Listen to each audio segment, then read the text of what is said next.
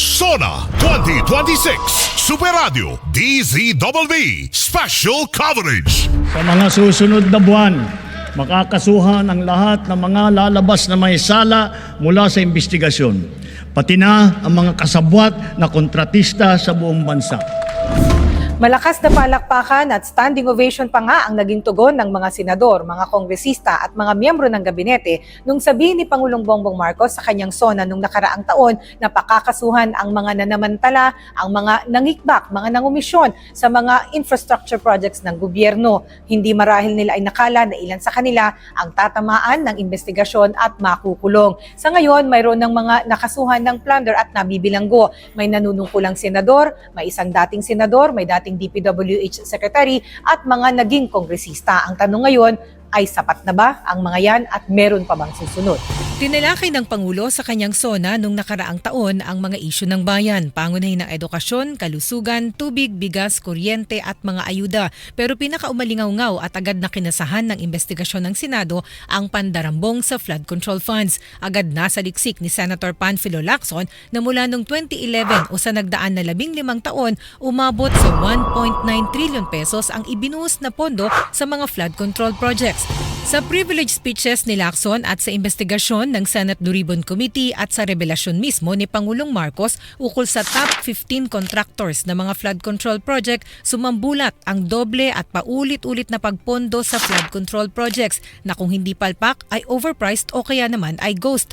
Hanggang sa matunton ang ilang DPWH engineers at kontratista na umamin sa pag-ghost ng proyekto at sa pakikipagsabwatan o kaya pakikipaghatian ng pondo sa mga politiko.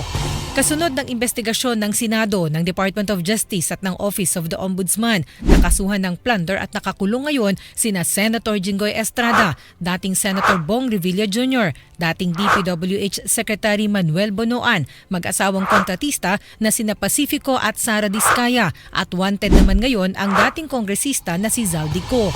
Nadawit din sa issue ng budget insertion si Senator Cheese Escudero at si dating House Speaker Martin Romualdez. Pareho silang under investigation ng Ombudsman ngayon.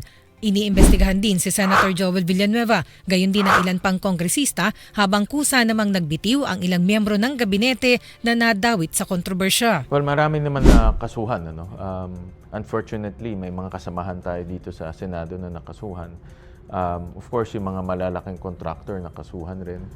So, nangyari na yan. Pero importante, paano natin masigurado na hindi maulit?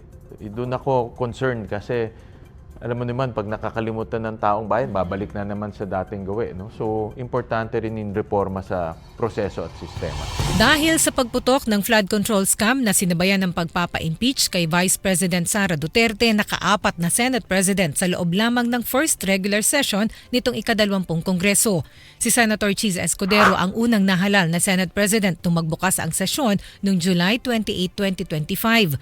Matapos namang madawit sa umano'y budget insertion sa tila may koneksyon sa kontratista, nakudita si Escudero at pinalitan ni Senator Tito Soto III noong September 8, 2025. Nitong May 11, 2026, habang napipinto ang impeachment trial, nakudita naman si Soto at pinalitan ni Senator Alan Peter Cayetano matapos siyang samahan ng mga senador na dadawit sa flood control issues. Sinuportahan din ni Senator Ronald De La Rosa na biglang lumutang mula sa may 6 na buwang pagtatago nang dahil sa pagpapaaresto sa kanya ng International Criminal Court. Sa halos iisang buwan na Senate presidency ni Cayetano, nagkaroon ng tinawag na Senate Freaks.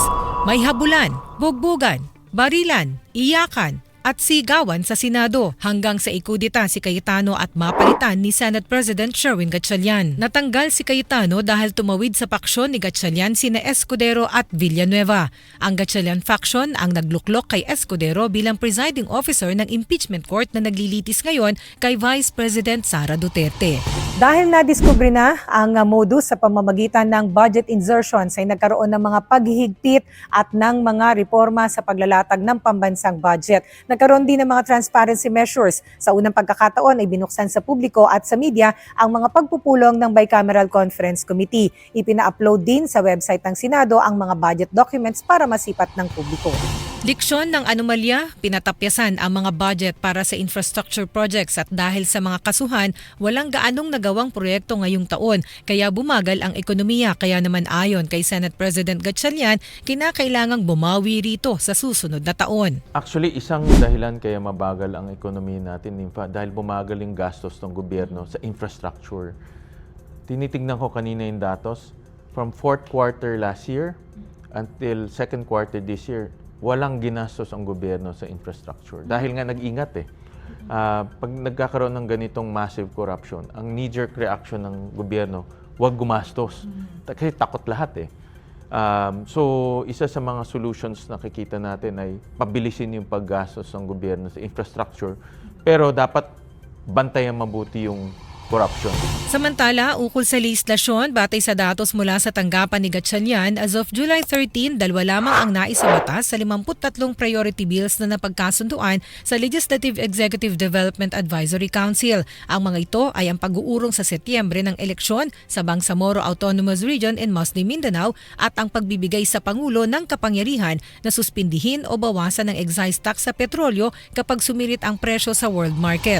Ayon kay Gatchalian, inaasahan niyang tatalakayin ng Pangulo sa SONA ang mga isyong direktang nakaaapekto sa publiko, kagaya ng mataas na presyo ng petrolyo, kuryente at pagkain, pati na ang pagbawi sa paggasta sa mga infrastructure projects na kinakailangan para mapasigla ang ekonomiya. Handa naman aniya na sumuporta ang Senado sa pamamagitan ng paggawa ng kailangang batas.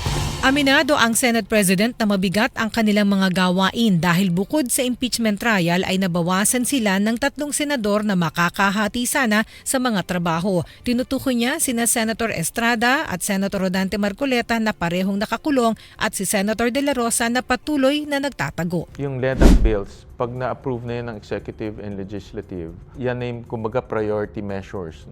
So regardless sino ang Senate President, itutulak talaga niyan. Malaking bagay yung pag-appoint ni former Congressman Joey Salceda, kasi unang-una economist yan, na isa sa pinakamagaling nating economist. So makikita mo ang takbo ngayon ng Malacanang. Let's put the economy first. Naglagay sila ng isang batikan na ekonomista. Isang congressman rin na alam ang proseso. Tayo naman susuporta because we need to support them with legislation and most especially timely budget. Sa ikalimang SONA ng Pangulo ay maraming gustong marinig ang publiko at isa na riyan ang update sa investigasyon sa flood control scam. Tandaan naman na kasabay ng SONA ng Pangulo ang pagbabalik sesyon ng 2 kapulungan ng Kongreso. Sa bahagi ng Senado, nahaharap ito sa maraming trabaho. Hamon dito na mapagsabay-sabay ang kanilang trabaho sa legislasyon, sa mga investigasyong in aid of legislation at impeachment trial ni Vice President Sara Duterte. Kasama na rin sa hamon ang pagtiyak na ang institusyon ay matatag at may integridad. Mula rito sa Senado, ako si Nympha Ravelo ng GMA Super Radio DZBB, Balitang Totoo. SONA 2026 Super Radio DZBB Special Coverage.